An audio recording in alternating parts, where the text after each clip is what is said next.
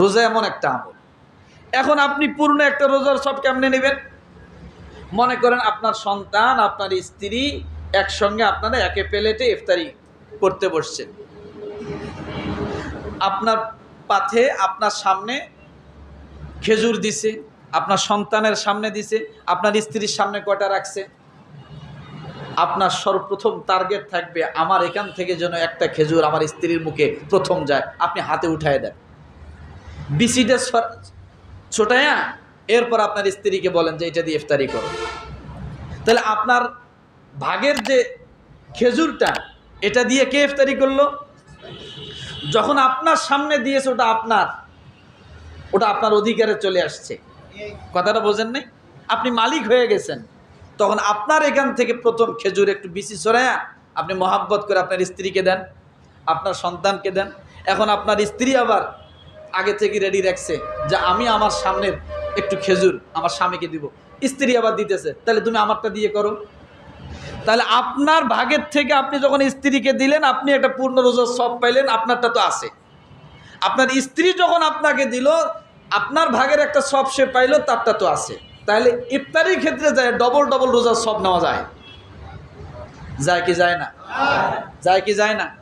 করতে পারি না? পারি। আল্লাহ এটা ভাগ করে নাই যে তোমার ফ্যামিলিকে দিলে হবে না, দূরের মানুষকে দিতে হবে। আল্লাহ এটা বলে নাই। আল্লাহ বলছেন রোজাদার হইলেই হয়েছে, যদি দেয় একটা রোজার সব পাবে, সেটা যেই হোক।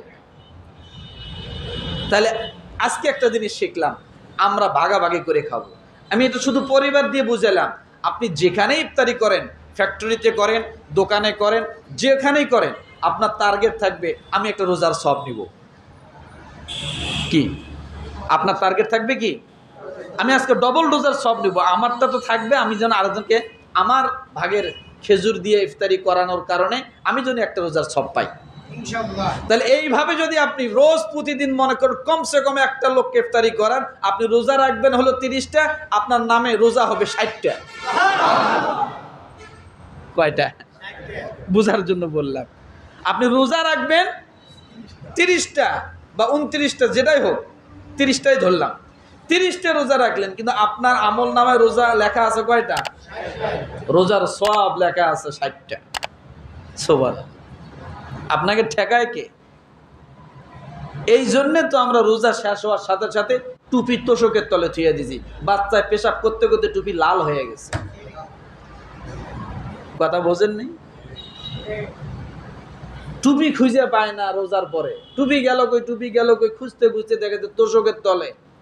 আর ছোট বাচ্চা আছে তো পেশাব করতে করতে টুপির মধ্যে লাল হয়ে গেছে। ওই টুপি নিয়ে শুক্রবারের দিন কোনো নামাজ পড়তে হয়, টুপি হারায় যায়। বলে না, আমরা এই যে রমাদান মাস পেয়েছি, রমাদান আমাদের জন্য ট্রেনিং।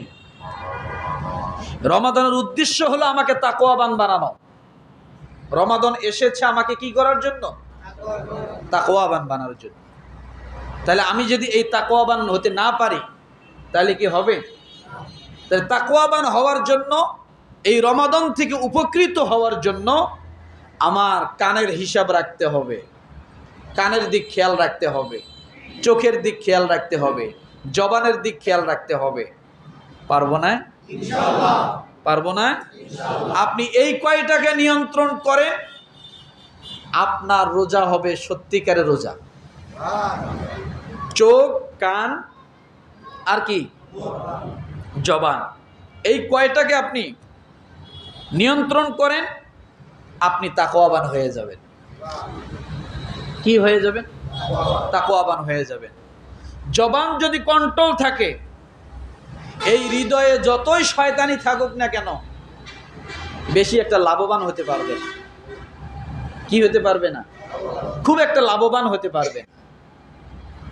আর জবান যদি কন্ট্রোল না থাকে, তাহলে এই হৃদয়ে সব সময় আপনার ক্ষতি করবে, ক্ষতির দিকে নিয়ে যাবে। এই জন্য বলা হয়েছে যে সামনে রমাদান আর মাত্র 8-9 দিন বাকি। আমরা যেন এই 8-9 দিনের ভিতরে এগুলাকে প্রস্তুত করি যে রমাদান মাস আসলে কোনো ভেজাল করা যাবে না, কোনো ঝামেলা করা যাবে না। কথা ঠিক কিনা? গান একেবারে ছেড়ে দেন। পারবেন? পারবেন? গান একেবারে ছেড়ে দেন। আজকে থেকে শুরু হবে কোরআন তেলাওয়াত, এরপরে রোজা, মানে বিভিন্ন আলোচনা, কথা ঠিক না? আজকে থেকে প্রস্তুতি নিব, রাজি আছি? আর 9 দিন বাকি। কয়দিন বাকি? 9 দিন পরে আপনি চেহারি খাইতে হবে, 9 দিন পরে আপনার তারাবি আসতে পারে। এই জন্য রমাদানের জন্য আমরা প্রস্তুতি নিব। আপনার জন্য এই প্রস্তুতিটা রমাদানেরই সওয়াব হবে। কিসের সওয়াব হবে? এই জন্য রব্বুল আলামিন বলেন, ওয়ালাউ আরাদুল খুরুজ লাআদ্দু লাহু উদ্দাতান ওয়ালাকিন কারিহাল্লাহুম বিআসাহুম ফাসাব্বাতাহুম ওয়া কিলা কউদু মাআল কাঈদিন। এখন রমাদানের প্রস্তুতি নিয়ে বলবো 12টা অধ্যায়। কয়টা? রমাদানের প্রস্তুতির জন্য কয়টা? 12টা বিষয় আমরা প্রস্তুতি গ্রহণ করব। রাজি আছি? জোরে বলেন, রাজি আছি? যা বলবো মুখস্থ করবেন, মুখস্থ হবে না ইউটিউব থেকে বাইর করে নেবেন, পারবেন? রমাদানের প্রস্তুতি কয়টা বলতেছি? 12টা। আল্লাহ তাআলা সূরা তাওবার 46 নম্বর আয়াতে বলেন, তোমরা যদি আগে থেকে প্রস্তুতি নিত, তারা যদি আগে থেকে বাইর হতো, তাহলে তাদের জন্য কতই না ভালো হতো, কথা ঠিক না? এটা যুদ্ধের ময়দানের কথা, সম্ভবত তাবুক যুদ্ধের কথা আল্লাহ তাআলা এই আয়াতের মধ্যে বলেছেন। কয়েকজন সাহাবী একটু ঢিলামি করেছিলেন যে যাই, তাদের সম্পদ খেজুর সেই সময় পাকা শুরু হয়েছিল। তারা ভেবেছিল যদি এখন যদি যুদ্ধের ময়দানে যাই, খেজুরগুলো কি হবে, বাগানের কি হবে, বিভিন্ন তারা অজুহাত দাঁড় করাইছিল। এদিন আল্লাহ তাআলা এই আয়াতটি নাজিল করে দিয়ে বলছিলেন, আর যদি তারা বের হওয়ার ইচ্ছা করত, তবে তারা সব কিছু প্রস্তুতি আগের থেকেই গ্রহণ করত, সরঞ্জামাদি, কথা ঠিক না? আসলে আমরা যদি রোজা রাখার জন্য যদি আমরা আগে থেকেই কি প্রস্তুতি নিতে পারি, তাহলে আমাদের জন্য রোজা রাখা সহজ হবে কিনা? আর যদি প্রস্তুতি না নেই, রমাদান আমার একেবারে ধারে কাছে আসার পর আমাকে ধাক্কা দিলেও আমি জাগনা হব না। সেহরি খাওয়ার সময় চোখ বড় বড় করে তাকাবো, যাও তোমরা রোজা রাখো, আমি পারবো না, কথা ঠিক না? আর এখন থেকে যদি প্রস্তুতি নেই, তাহলে ওটা আমার মাথায় থাকবে যে আমাকে উঠতে হবে, চেহারি খাইতে হবে, রোজা রাখতে হবে। এই জন্য ভুলে গেলে চলবে না। সে কথাটা আল্লাহ তাআলা বলেন,